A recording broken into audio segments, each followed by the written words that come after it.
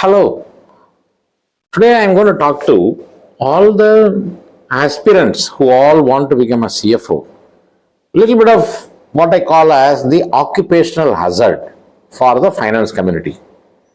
Now, finance community, is the conscience keeper generally. And one of the expectation of finance community is to look at the proposal or look at some, an initiative that has been given to you and make an analysis and communicate your views. Now, communicating the view, one of the options could be, refusing or disagreeing and saying, no, this is not going to happen, this will not work. And I can tell you, in my experience, I would say 6 or 7 out of time, 10 times, I got to disagree. But there is the disagreement, it has got a lot of connotation, and if we understand it right, we can actually become a professional disagreeers, and we can actually make disagreement less painful. Now, let's analyze some of the disagreement, right? One of the fundamental issues with disagreement is disagreement will lead to what is called a dislike. A consistent disagreement, that means if there are continuously you are disagreeing with somebody else, it is going to result in what is called dislike. He is going to dislike you.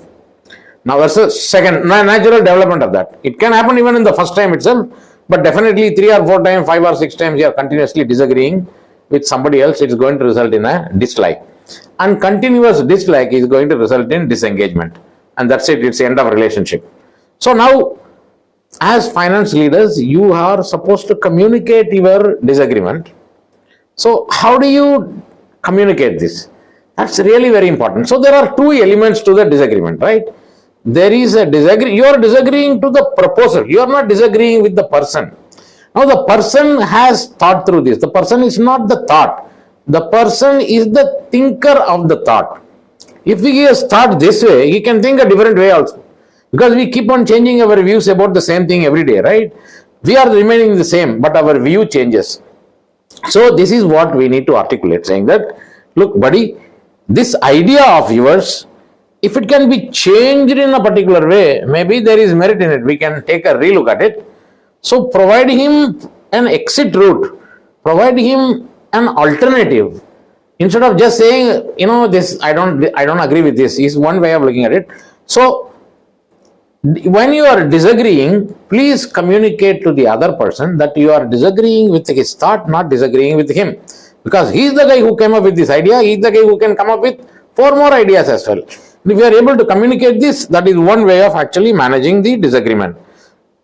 And second thing, most of the time what people do is, when they say that, Srini, I have no problem with you disagreeing with me, but I have a problem with the manner in which you disagree with me.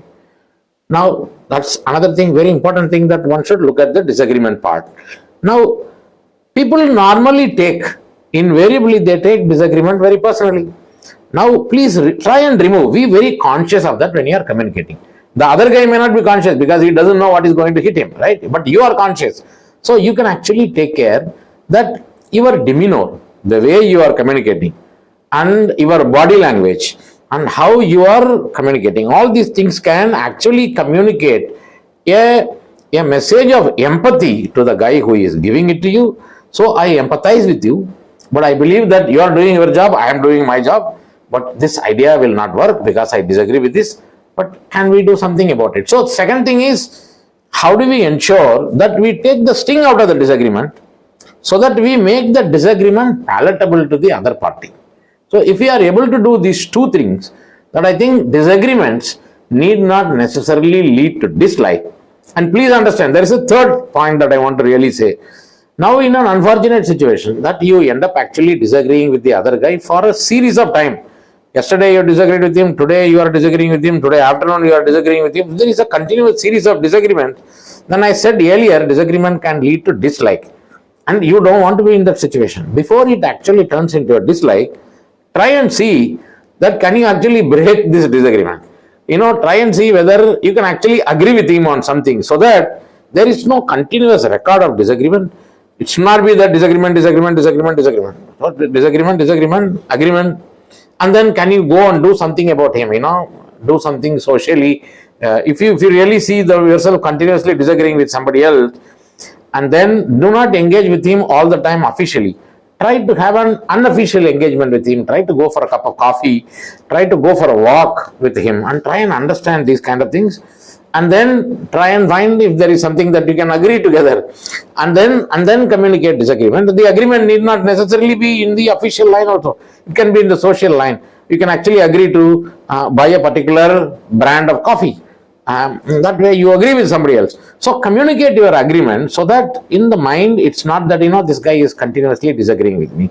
So I just thought that I will share with the finance community which is aspiring to grow and in the career. As you are growing in the career, it's the soft thing that matters, right? As one very learned guy who said that the first 10 years of your professional life, you need to have your limbs which has to work really very hard, which means that you got to really work very hard. In the second 10 years, you need to have your brains working very hard. So you got to be more intelligent, more smart work. Once after you cross 20 years of your work life, what's more important for you to work really is the third 10 year and above is your heart, which needs to be working hard. So you need a lot of heart. And you can practice that. You don't need to wait for 20 years to have heart. You can start working on it right away, right now. And that's the best way how you can become a more successful CFO. I just thought I will share it with you. Thank you.